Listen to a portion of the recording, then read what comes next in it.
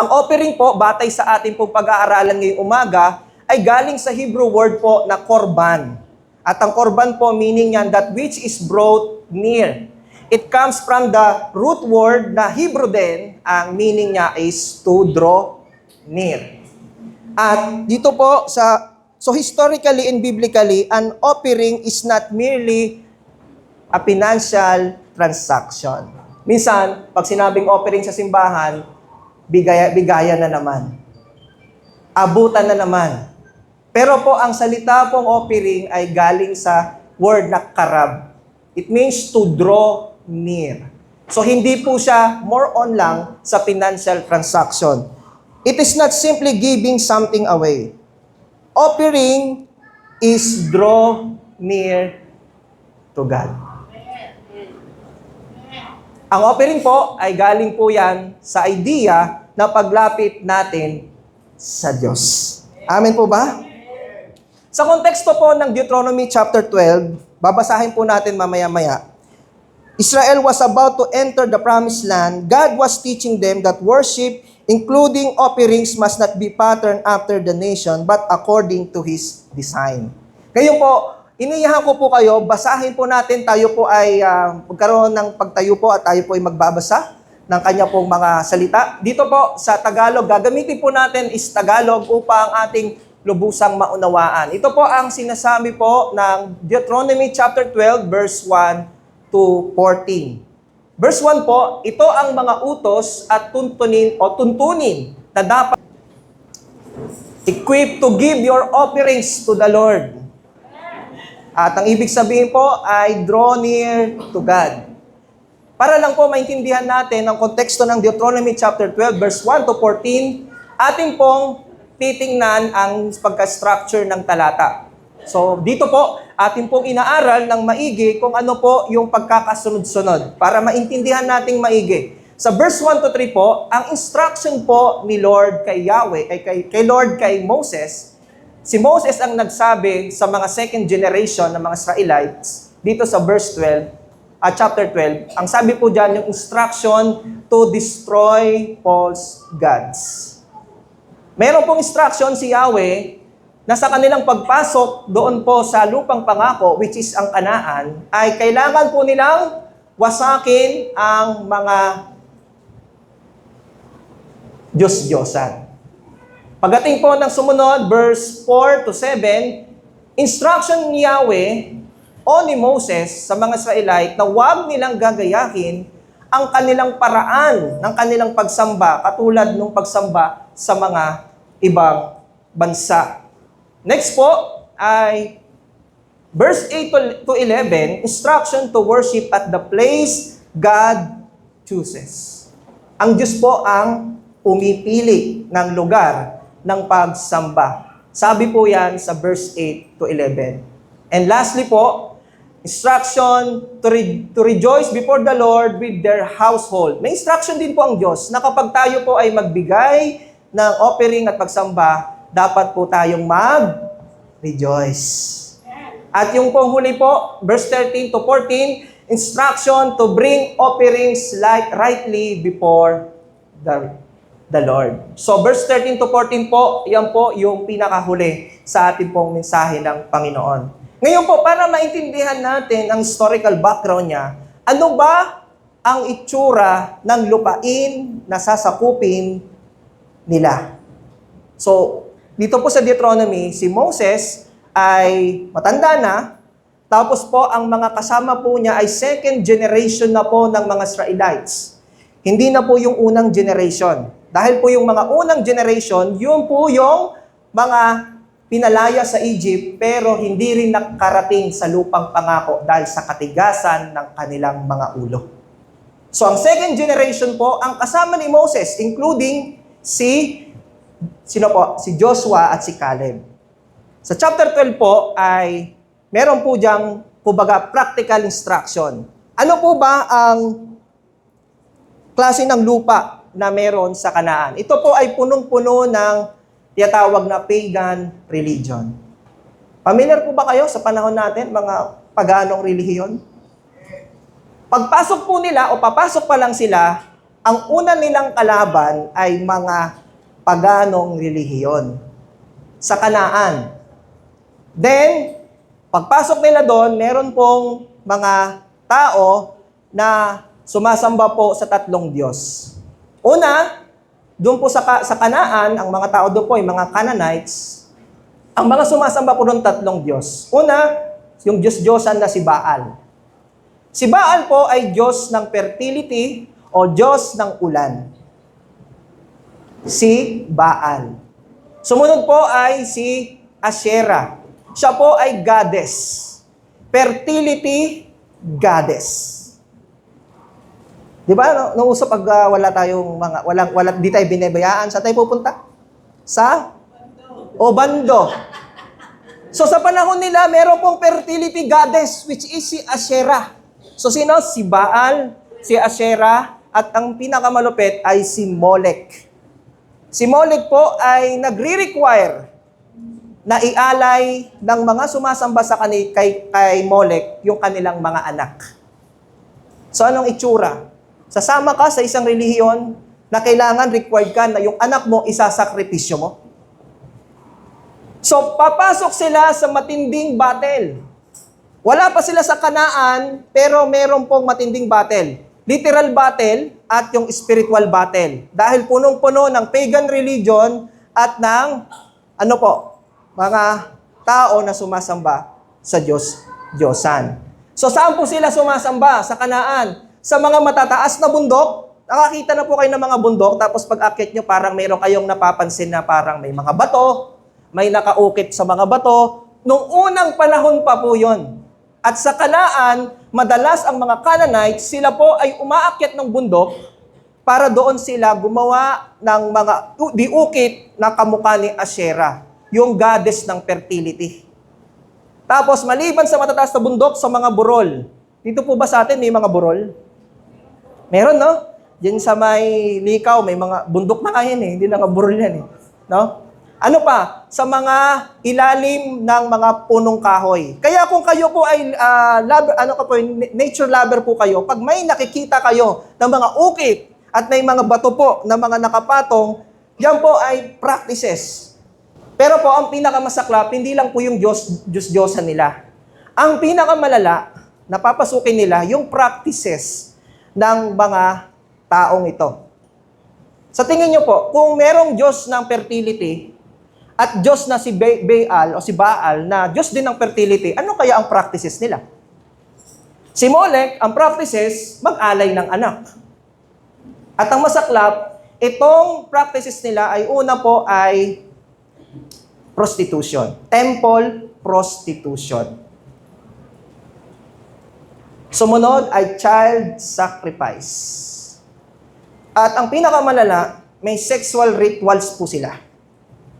Kaya huwag kayong magtaka, pag binasa nyo ang Book of Joshua, kahit yung chapter 12, verse 1 to 14, galit si Lord. Dito ba sa Pilipinas, may narinig kayo na relihiyon, inaalay ang kanilang anak? Meron ba kayong narinig? At kung may narinig kayo, iisipin nyo, mga aswang sila. Tama? Nauso dati yung mga tulay, tapos may mga nakaitim. Tapos, tinatakot tayo ng mga nanay natin, huwag ka lalabas. Kasi merong naggagala. May nakita nga ako nung bata ako, umiikot sila, tapos may mga, may mga kandila. Hindi ko alam kung ano ang nila. Anong relihiyon nila. Di ba, ang pakiramdam parang mga kulto. Parang nakakatakot, di ba? Mas malala sa kanila. Kasi, para sa kanila, banal ang mag-alay ng anak nila. Banal sa kanila ang sexual rituals. Banal sa kanilang harapan yung ginagawa nilang temple prostitution. Kaya pagpasok nila at papasok pa lang sila, ito ang sinabi ng verse 1. Basahin natin ang verse 1 to 4 sa Tagalog para isa-isahin po natin. Ito ang mga utos at tuntunin na dapat nyong mabuti. Sundin ng mabuti habang nabubuhay kayo rito sa lupaing ibibigay sa inyo ng Panginoon. Ang nagsasalita ay si Moses. Binigyan siya ng instruction ni Moses. Ang Diyos o Panginoon, ang Diyos ng iyong mga ninuno. Pagsabi ng verse 2, anong sabi ng verse 2? Kapag pinalayas na ninyo ang mga taong naninirahan, mga Canaanites, anong unang instruction? Gibain. Gibain ninyo ang lahat ng lugar na pinagsasambahan nila sa kanilang mga... Bakit? Galit si Lord.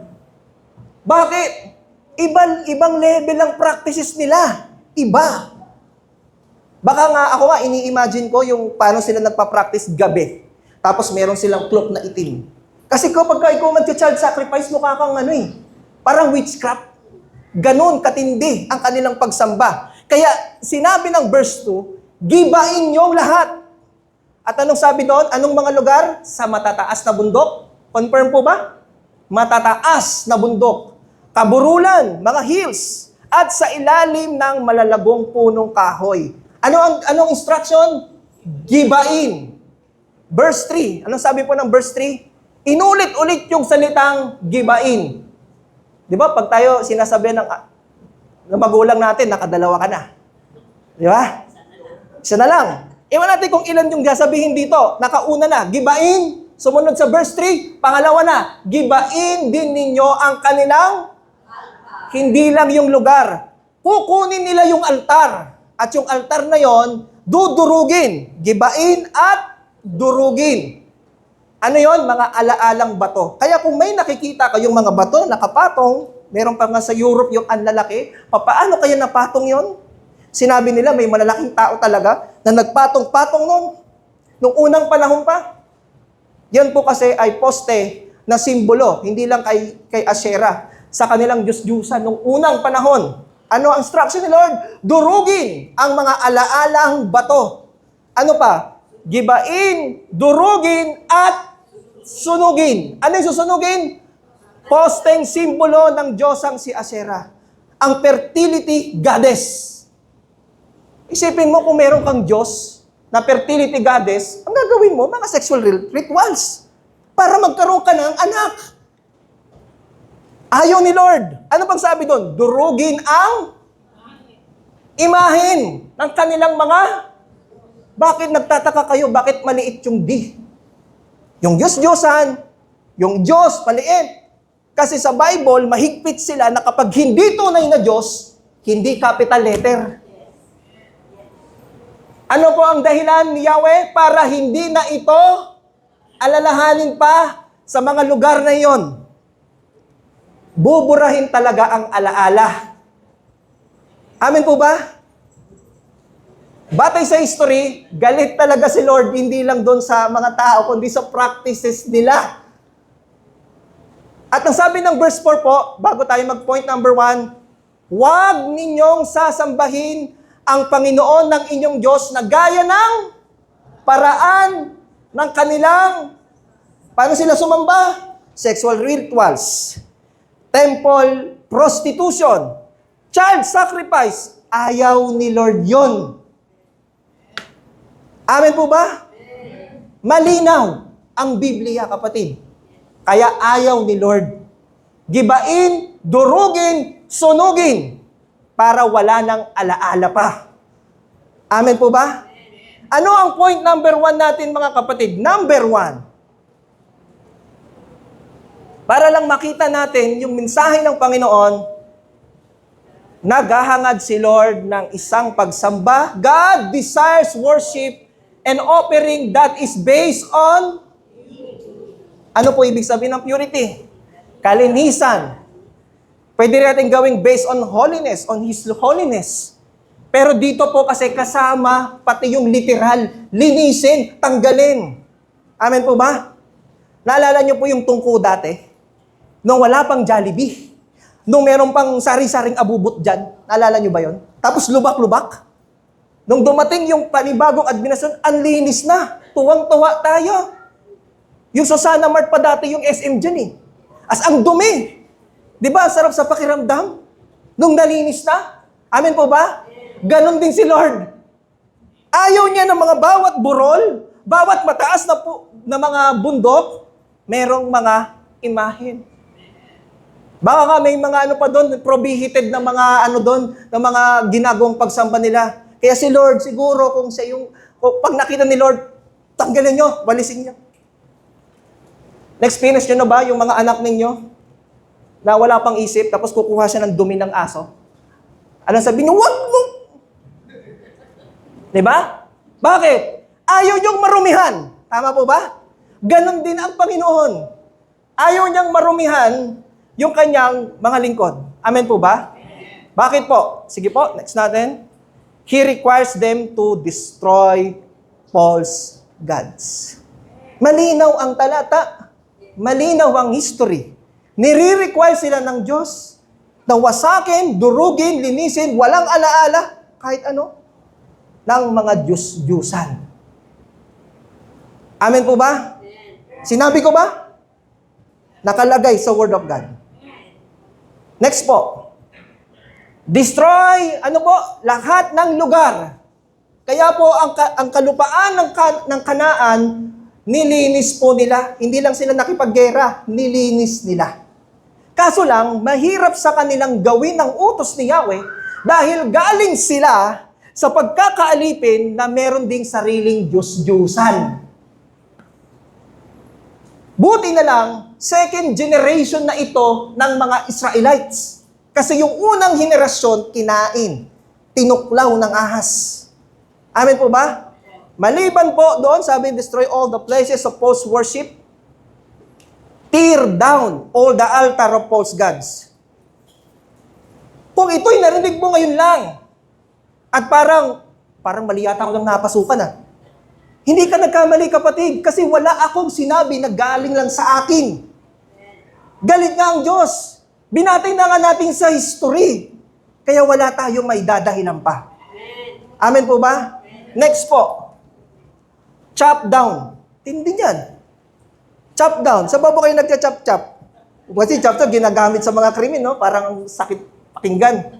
Ang chop down po, ginagamit yung pag tayo po ay nagigisa. Pero sa kanila po, kailangan nilang chop-chopin yung mga kahoy para wala nang anumang alalahanin pa. Ng alaala ng maling Diyos-Diyosan. Palakpakan po natin ang ating Diyos. Next po. Total destruction of false gods brings purity of place. Kaya po, sa totoo lang, huwag po kayo masaktan. Nawa po, hindi po ito yung una at huli yung pagpunta. Ito ang katotohanan na sinasabi ng Deuteronomy chapter 12. Gusto nyong maranasan ng presensya ng Diyos? Kailangan nyo munang linisin ang mga bagay-bagay na ayaw ni Lord. Amen po ba? Mahirap tanggapin na nakasanayan na natin yan, pero sa panahon pa yan ng Canaanites. Hindi na nga natin kilala si Ashere. Hindi na natin kilala si Molech, hindi na natin kilala. Pero unang panahon pa sila, ayaw na ni Lord sa kanila. Amen po ba? Para magkaroon ng kalinisan sa lugar, kailangan total destruction ng lahat ng Diyos-Diyosan. Amen po ba? Next po, sorry po Sabi po dyan, He forbids them to worship according to human preferences. Pinagbawal din ng Diyos ang pag-worship ng batay lang sa kanilang preference. Ano yun? Yung gusto mo lang. Bakit sinabi ni Lord na huwag niyong gagayahin sila sa paano sila paraan nag-worship? Paano sila mag-worship? Sexual rituals. Temple prostitution and child sacrifice. Huwag niyong gayahin. At alam ko, bawat isa sa atin, walang nakasaksi ng ganun. Kahit sa ibang relihiyon. Mapalad ka, kapatid. Kasi ayaw ni Lord yun. Amen po ba? Pinagbawal ni Lord yung paraan na ginagawa nila. Halimbawa na lang, meron kang hawak. Kung saan mo nakapagpahinga ka, ilagay mo muna, pahinga ka. Ayaw din ni Lord yun. Ayaw ni Lord. Malinaw ang sinabi ni Yahweh kay Moses at ni Moses sa second generation ng mga Israelites. Amen po ba? Next po. Huwag nilang gayahin yung habit. Meron po ba tayong nakadalasang mga habit natin? Alam ko meron. Pero okay lang po kung hindi pa naman natin masyado pang, kumbaga, naiintindihan. Pero ito nga ang dahilan bakit may nagpipreach. Amen po ba? Hindi para pababawin ang meaning o hindi sabihin ang katotohanan. Amen po ba? Kasi ang pagbabago, nagsisimula pag may nagsabi ng totoo. Amen po ba? Malapit lang dumating si Lord. Ang gusto ni Lord, gawin natin kung ano ang totoo. Amen po ba? Next po. Total removal of false worship brings, ano po? Total restoration of true worship. Gusto po ba natin ng tunay na pagsamba? Gusto po natin? Tanggalin natin po yung maling paraan ng pagsamba. Amen po ba? Kaya huwag kayo magtaka, bakit may kumakanta? Kanina ang saya, tapos biglang umiyak. Huwag po kayong masyadong ba't ganun? Kanina ang saya, sa maya iiyak.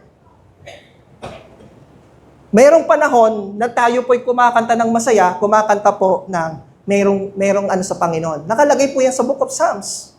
At sinabi rin ng Colossians chapter 3, umawit kayo ng mga spiritual songs. Umawit! Tama po ba? Kaya po ito po ay biblical. Now, bago po tayo pumunta sa point number 2, basahin natin ang verse 5 to 7 sa Tagalog. Kundi dumulog kayo sa Panginoon ng inyong Diyos. Napansin niyo yung letter ng Diyos? Napansin niyo na po? Capital D. Yung Panginoon, capital P. At sabi doon, parangalan siya sa lugar na kanyang hindi nila pinili. Ang pumili ay yung Diyos na capital D at capital P. Ibig sabihin, ang pumili ng lugar ay hindi tayo. Siya mismo. Bakit? Parangalan siya sa lugar na kanyang pipiliin mula sa lahat ng teritoryo ng mga lahi ng Israel. Papasok sila sa lupain ng Kanaan, pero mga tribo sila. 12 tribo. So ngayon, pag sila po ay winash out nila ang false god and false worship, kailangan na lang iset up. Si Lord ang pipili ng isang tribo kung saan doon sa lupain na yon, doon itatayo ang iisang templo. Amen po ba? Pagdating po ng verse 6, doon ninyo dalhin ang mga handog. Ito na tayo sa handugan. Sinusunog at iba pang mga handog. Sa English po kasi, number 1, handog ninyong sinusunog. Burn offering. Tapos, yung handog sacrifice. Pangatlo, yung inyong tithes. 3 na. Next po, ang inyong mga special na handog. Special offering. Pastor, bakit ang daming bigayan? Nakita nyo na, kapatid. May special offering. At ang sabi doon, may pinangako pa. Vow offering. Dumating ka ba sa punto ng buhay mo? Na ikaw, nangako ka sa Diyos, Lord, pagpalain mo ako, ito ibibigay ko sa iyo, kahit hindi ito yung part ng tithes ko, ito, pagka nakuha ko to, ibibigay ko sa iyo. Vow offerings. Amen po ba? Ano pa? Handog ng kusang loob, free will. Pang-anim na. Kusang loob, free will offering. Anong sabi? Magbigay ka ng hindi napi.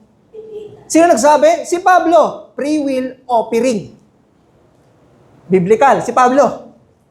Pero ang pinapractice natin, dalawa lang. Tithes on offering. Ilan na? 6. Pang-7, yung panganay ng kanilang mga hayop. Meron ba kayo mahilig sa pets? Kaya nyo bang ibigay yung pinakamagandang sitio nyo? Yung magandang yung para kay Lord? Mahirap yon, kapatid. Hindi pets ang inuusapan dito. Yun yung mga agricultural na mga hayop na kailangan nilang ibigay kay Lord. Ilan po sila? 7. Tapos tayo sino-offering lang. May special offering din. Sa aking pananaw lang, bakit may tithes? Para malinawan tayo. May templo ba ngayon? Na ginagalawan natin? May templo ba sa kanila? Meron sa templo, yung sa mga Libita. Ang tanong, may pangangailangan ba ang mga Libita? Meron. Kaya hindi sila binigyan ng lupa, sila ay maglilingkod sa loob ng templo, wala silang manang lupa, pero yung mga tithes ng ibang tribo, ibibigay dahil yun ang kanilang parte. May pangangailangan sa simbahan. Ang tanong, may pangangailangan ba sa simbahan ngayon? The same principle, kapatid. Kaya may tithes. O ano po ang offering, Pastor? Bakit yung offering pa? May special offering pa. Ano ang sinasabi ni Pablo? Na magbigay kayo ng kusang loob. Yung kusang loob na yon ay ibibigay dahil magmimisyon si Pablo. Akala nyo ba tambay si Pablo? Na ibibigay sa kayo, sa tambay lang siya. Umiikot po siya. 3 beses siyang umiikot sa pagmimisyon. At yun ay konteksto ng pagmimisyon. Kung may pangangailangan ng simbahan, may tithes. Pag may mission, may offering. Pero may 7 na binanggit. Doon pa lang sa pets, talo na tayo eh. Yung iba dito, hindi mahilig sa pets eh. Pastor, wala akong pets eh. Wala. Pero ito po ang sinasabi, may 7. Amen po ba? Verse 7 po, sabi ng verse 7, doon kayo kumain. Aba, may kainan pala sila. Pagkatapos magbigay. Aba, baka may mag-isip kayo, Pastor, may magbibigay ako, dapat may kainan ha. Hindi po. Dito po sa konteksto nila, pag sila'y nagbibigay, celebration ng buong community. Simbahan nila, sa panahon nila, community. Dahil 12 tribo sila. Kaya piyesta po ang pagbibigay. At pag may piyesta, kakasiyahan sila. Amen po ba? Ano gagawin? Kakain sila. Sino kasama nila? Ang kanila? Ang inyong pamilya. Kasama mo ba ang pamilya mo ngayon? Pwede mo ba palakpakan si Lord? Yan po yung palakpak na masaya. Nakasama mo si Lord. Kaya ka pumapalakpak ng masaya kasi naramdaman mo ang presensya ng Panginoon. Amen? At ang sabi dun, magsaya kayo. Ba't siya magsasaya? Sa lahat ng ginawa at dahil pinagpala ka ng Panginoon. Amen po ba? Ngayon, tingnan natin ang point number 2. God desires worship and offering that is based on His divine design. Merong disenyo. Si Lord, architecture po siya ng sarili niyang sacrificial system. Merong sacrificial system, paano po sa alayan. Pero siya yung architect. Amen po ba? Ano po? Nakalagay po dyan. Next po. He determines where He will put His name. Si Lord ang pumipili kung saan niya ilalagay ang kanyang pangalan. Pag-uusapan natin, saang tribo at paano nangyari yan. Next po. They will seek the place. Hindi silang mag-imbento ng lugar. Hahanapin nila yung pinili ng Diyos na tribo para doon i-reveal sa tribo na yon na dito sa lugar ng lupain ninyo itatayo ang templo. Amen po ba? Ganoon kahusay si Lord pagdating sa design niya. Amen po ba? Kung mahusay tayo mag-design, nandiyan natin mga architect, mga ano po natin, mahusay.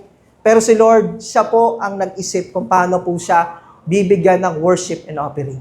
Amen po ba? Next po. That place will be in a specific place among chosen tribes. Meron lang pong isang tribe na pipiliin. Mamaya po, babanggitin natin kung sinong tribo at bakit yun yung tribo na ginabit. Amen po ba? May idea na kayo kung sinong tribo? Huwag niyo sabihin. Next. Mga kapatid, the original design of proper worship was not, hindi po inimbento ng, kaya galit si Lord sa mga tao doon sa verse 1 to 3, kasi lahat ng kanilang false god, invento ng tao. Yung false worship, invento rin ng tao. Kaya ang pangit ng kanilang mga activities. Papayag ba kayo? Papasok kayo sa isang relihiyon, aalay yung anak nyo, yung pets nyo nga, hindi nyo nga maibigay. Ang hirap po, kasi pag gumawa tayo ng sarili nating relihiyon, mabigat ang requirements. Pero si Lord, inayos niya. Kasi si Lord ang nag-imbento kung papaano ang tamang worship. Amen po ba? Amen. Nagiging serious na tayo. Amen. Next po. Nagbigay po siya ng specific na mga bagay na dapat ibigay. Pastor, bakit ako nung bago-bago pa lang ako? Pag nagsisimba ako, wala naman akong binibigay sa ibang grupo. Pagkatapos kung makinig ng sermon, uuwi na ako. Bakit dito may bigayan? Meron po. Kasi po, ang nakalagay po dyan, nagbigay si Lord ng specific na bagay na dapat ialay kay Lord. Kayo po ba nagde-declare sa buhay niyo, pinagpala kayo ni Lord? So, hindi natin maloloko si Lord. Kung pinagpala ka ni Lord, may specific siyang bagay na dapat mong ibigay sa Kanya. Amen po ba? Ano-ano po yon? Kanina binanggit natin. Burn offerings. Pastor, may susunugin ba ako? Di ba pwede yung kapartner ko susunugin na lang? O kaya yung kasi kulit ng apo ko eh. No? Ang burn offerings po ay hindi po tao. Kasi magagaya tayo sa Molech. Sa child sacrifice. Yan po ay hayop. Sacrifices. Pastor, nagkasakripisyo naman ako araw-araw eh. Hindi ko na kailangan magbigay kay Lord. Puro na nga ako sakripisyo. Iba po yan. Iba yung sakripisyo mo sa pamilya mo at sa trabaho mo. Iba pa yon.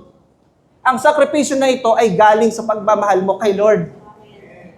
Nagsakripisyo ka eh. Kasi, binilas ka ni Lord. Lord, para sa ito eh. Amen po ba? Next po. Tithes. Galing sa word na tenth. 10, ika-10. Sabi nga ng isang kapatid, Brother Richard, buti nga si Lord eh. Hindi niya kinuha, ni-require na 90% eh. Tapos sa atin 10% eh. Gulat ako kay Brother Richard eh. Isipin mo yon? 90% kukunin sa'yo. Tapos na matitira 10%, payag ka ba? Hindi, kahit tayo, hindi tayo papayag eh. Pero ang hiningi lang ni Lord ay 10% lang, kapatid. Amen po ba? Lilinawin ko po, ito po ay guideline sa kanila at guideline din sa atin dahil may pangangailangan ang gawain ni Lord.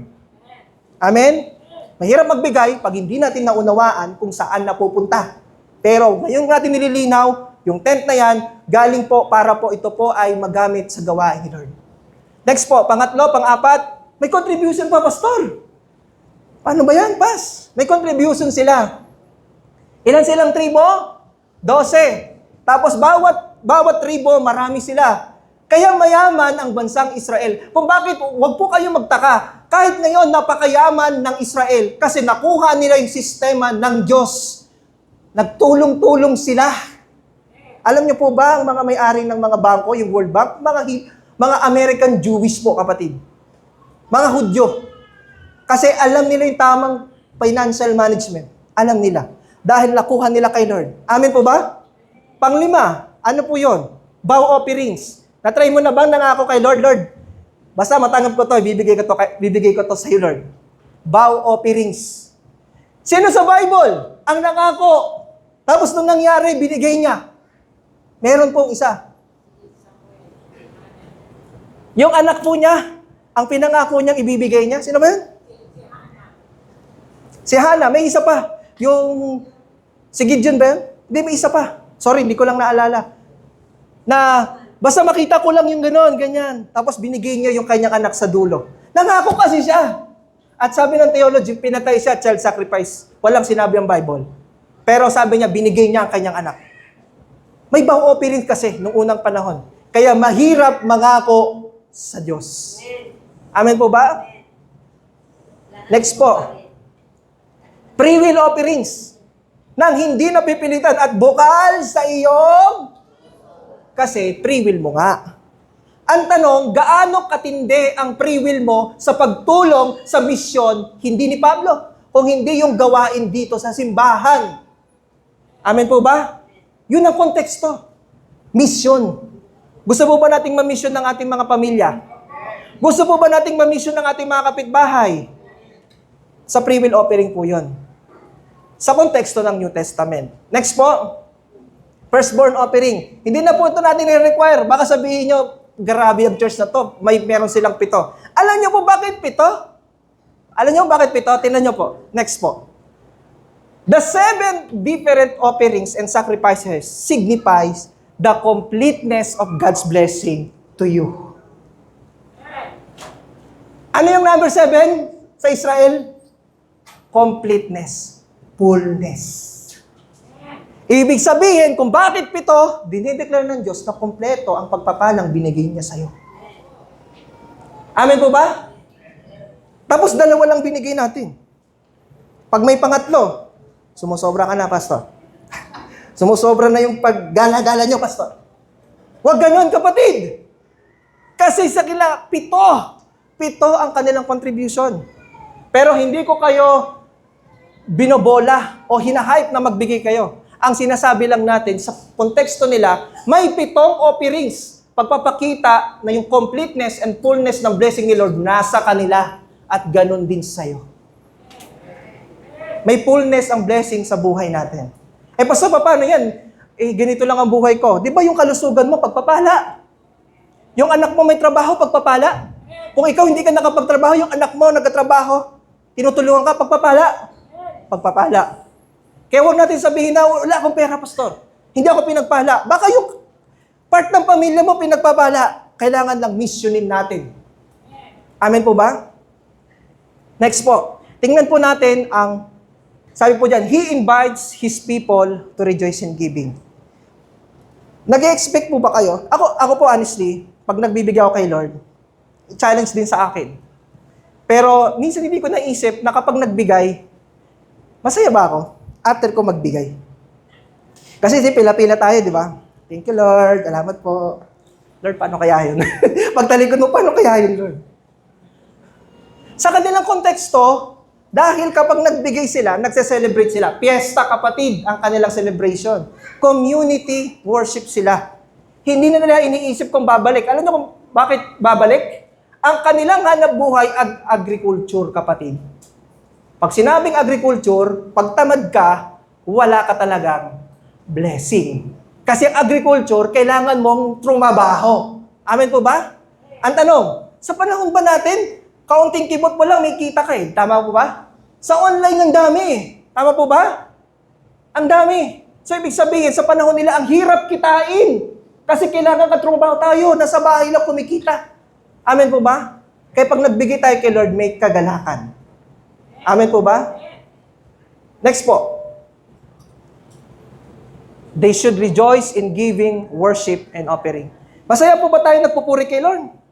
Nag-o-offer kay Lord? Dapat gising ang diwa natin. Kapag umaawit tayo kay Lord, nagbibigay tayo gising ang diwa natin, dapat akong magalak. Kasi fullness, complete ang blessing ni Lord sa buhay ko. Amen po ba? Next po. Nais ni Lord na magbigay tayo ng may kagalakan sa ating mga puso. Amen po ba? Saan ba kayo sa part ng buhay niyo pag napagbigay kayo, ang saya-saya niyo? Sa palawagan? Sana ako yung una. Oh, dati kasi usay sa mga classmate ko eh. Palawagan tayo. Pero piso-piso lang, 5 piso. Tapos gusto mo, ikaw po yung una. Ang tindi. Yun yung masarap na magbigay. Kasi may balik. Sa kanila, hindi nila iniisip na may balik kasi ang kumakausap sa kanila literal ay ang Diyos na nagpapala sa kanila. Pwede po ba natin palakpakan po natin ang ating Diyos? Next po. Ang purpose ng offering, hindi po yung magbigay ka ng magbigay, tapos mawawalan ka, bubutas ang bulsa mo. Hindi po yan ang purpose ng offering. Ang purpose ng offering, sabi sa introduction, ay to draw near to Him with a thankful heart. Lalapit ka kay Lord, hindi lang sa worship, lalapit ka rin kay Lord sa pamamagitan ng offering na may kagalakan. Amen po ba? Hindi lang doon sa kung ano ang kaya mong ibigay. Amen po ba? Ayun po, tingnan po natin ang panghuling punto. Point number 3. Basahin po natin yung verse 8 hanggang 14. Kapag dumating na kayo sa lugar na kung saan magpapahinga na kayo, magpapahinga na daw sila. Ang lugar na ibibigay ng Panginoon ng inyong Diyos bilang inyong mana, huwag na ninyong gagawin o gawin ang ginagawa natin ngayon na kahit saan lang tayo naghahandog. Kasi galing sila sa lugar ng disyerto, wala silang permanenteng lugar, kaya kung saan sila for 40 years, doon sila inaabutan nagwo-worship kay Lord. So ngayon, iba na ang mangyayari. Pagpasok nila, doon sa Kanaan, meron silang gagawin sistema ng Panginoon. Verse 9, kapag nakatawid na kayo ng Jordan at nanirahan sa lugar na binigay ng Panginoon ng inyong Diyos bilang inyong mana, sabi diyan, mabubuhay kayo ng mapayapa dahil hindi papayag ng Panginoon na gambalain kayo. Isipin niyo yun? Si Lord, hindi papayag na gambalain sila. Ikaw din. Hindi papayag ang Diyos na kapag sumusunod ka, ay gambalain ka ng sino man. Amen po ba? Pero may darating na pagsubok sa atin. Pero ang assurance ni Lord, pag tayo nagpatuloy, hindi tayo totally na masisira. Bakit? May pangako ang Lord sa atin ng proteksyon. Amen po ba? Anong proteksyon nila sa 40 years? Hindi nangamoy ang kanilang 40 years. Tayo, after ng simba, maliligo na tayo eh. Kasi iniisip natin, hindi na mabango yung aking damit. 40 years, may protection ng Diyos sa kanila. Pagdating ng verse 11, pagkatapos dalhin ninyo mga handog nyo sa lugar na pipiliin ng Panginoong Diyos kung saan paparangalan siya. Ito ang mga handog. Inulit-ulit kanina, mga handog na sinusunog at ang iba pang mga handog, ikapo, special na regalo, ang lahat ng handog na pinangako nyo sa Panginoon. Ang nangako pala yung mga Israelita. Nangako sila kay Lord. Bakit? Ang pangako nila, Lord, makarating lang kami sa lupang pinangako mo, pagpapalain ka namin. Ibi-bless namin ang bawat isa at kayo, Panginoon. Nangako sila. Pagdating ng verse 12 po, ang sabi ng verse 12, doon kayo magsasaya sa presensya ng Panginoon ng inyong Diyos. Pati ang inyong anong pakiramdam na naglilingkod ka kay Lord kasama mo ang iyong magulang, kasama ang iyong anak. Ang sarap po ba sa pakiramdam? Masarap sa pakiramdam. Amen po ba? Ang iyong asawa, kasama mo, kahit na minsan, tara na, binato yun. O kaya, hindi ko pa, Masarap maglingkod sa Panginoon kasama natin ang mahal natin sa buhay. Si Lord, nagiging specific siya. Hindi lang po ang pamilya. Ano po nakalagay? Mga alipin at mga libita. Sino yung mga libita sa panahon natin? Yan po yung mga pastor, ministro, mga pare ng bayan. So, ibig sabihin, nire-require na kapag pinagpala ang isang lingkod ng Diyos, isama nyo ang mga libita ng bayan. Isama nyo ang mga lingkod ng Diyos, in short, kapatid. Amen po ba? Malinaw. Ang mga libita na naninirahan sa mga bayan ninyo na walang, ano po yung mga libita? Na mga NPA. No permanent address. Kaya isinasama sila. Amen po ba? Verse 13, huwag ninyong ihandog ang inyong mga handog na sinusunog sa kahit saang lugar na gusto nyo. Dahil, ito na yung verse 14, ito yung dapat nating makita. Kundi ihandog ninyo ito sa lugar ng lahi na pipiliin ng Panginoon. Pipiliin ni Lord at doon ninyo gagawin ang lahat ng inutos ko sa inyo. Isang tribo lang sa 12 tribo ang pipiliin. Naisip niyo na kung sino yon? Kung anong tribo? Yung iniisip ko din, mga Levita. Kaso walang lupain ang mga Levita. Sila ang naglilingkod doon sa lupain. At alam niyo po, ang tribo na pinili ng Diyos ay ang tribo ng Judah. Ang tanong, ano yung tribo ng Judah? Bakit sa kanila? Sa lupa kasi nila, sa panahon nila, after ng ilang daang taon po, yung lugar ng lupa na binigay sa kanila, sa tribo ng Judah, yun po ang kinatatayuan ngayon ng Jerusalem. Tribo ng Judah. Sa tribo ng Judah, doon galing ang templo ng Diyos. At sa lahi ni Judah, manggagaling pati ang hari ng lahat ng mga hari. Templo, tribo ng Judah. Yung Misaya, galing sa tribo ng Judah. Si Jesus ay galing, sabi nga, Lion of Judah. Amen po ba? Ibig sabihin, sinet up na ni Lord lahat. Amen po ba? Nakita niyo na kung saan galing siya? Bakit pastor hindi galing sa Levita? Dahil ang Levita walang lupa, pero sila ang gagawa ng trabaho sa loob ng templo. Ang pinili, yung mismong lupa na yon, doon ititirik po yung Jerusalem na ngayon, Jerusalem, doon din manggagaling si Jesus Christ. Amen po ba? God desires worship and offering based on genuine obedience and love. Gusto din ni Lord na hindi lang kalinisan ang desire natin. Kung hindi, yung desire ni Lord ay yung base ng ating worship and offering ay galing sa ating tunay na pagsunod at pagmamahal natin sa Diyos. Amen po ba? Bakit? Next po. He forbids them not to do what they want in worship kasi sa tribe ni Judah, doon ang Jerusalem. Doon ilalagay. Bawal po sa ibang lugar. And until now, inaayos nila ang Jerusalem kasi merong nakapuslit na isang templo na hindi pa natatanggal. Pag tinanggal yon, papasok ang third temple. Kaya mga kapatid, sa huling mga araw, tatanggalin po yung isang templo na yon at doon sisimulan ng third temple at maaaring bumalik na si Lord. Hindi ko nababanggitin kung anong templo po yung dapat tanggalin. Kaya po nagsisimula na ang gera. Hindi tungkol sa gasolina. Hindi tungkol sa kinakain mo, wala na kaming makain. Tungkol yon sa planong tanggalin yung templo doon para ilagay ang third temple para umupo ang man of lawlessness. Tapos sinasabi ng Bible, pag naupo na, dapat ready na tayo. Amen po ba? Next po. They are required to obey God Ngayon po, sa pagkikinig natin ng salita ng Diyos, nire-require tayo ni Lord na makinig. Amen po ba? Bakit? Kasi marami tayong natututunan. Amen po ba? Next po, they are required to give their offerings ng mayroong pagsunod na puso. Amen po ba? Next po, God is more pleased when our worship and offering is based on love and obedience. Obedience is better than sacrifice. Magsakripisyo ka ngayon, hindi naman base sa tunay na pagsunod at pagmamahal mo kay Lord. Alam niyo ba ang Deuteronomy, chapter 1 hanggang chapter 11, ang pinag-uusapan ay pag-ibig kay Yahweh? Pagdating ng chapter 12 to 26 is more on practical application. Ibig sabihin lang, kapatid, tinutulungan tayo ng Diyos na bago tayo magbigay, dapat based sa tunay na pagsunod at pagmamahal sa Kanya. Amen po ba? Huwag mong sayangin ang panahon mong nakaupo at makikinig ka lang. Dapat i-deal mo yung puso mo na, Lord, yung ginagawa kong pagsimba, tunay ba itong pagsunod at pagmamahal sa'yo? Kailangan alam natin, kapatid, kasi sayang ang oras. Dapat alam natin, kapatid, yung ginagawa natin. Amen po ba?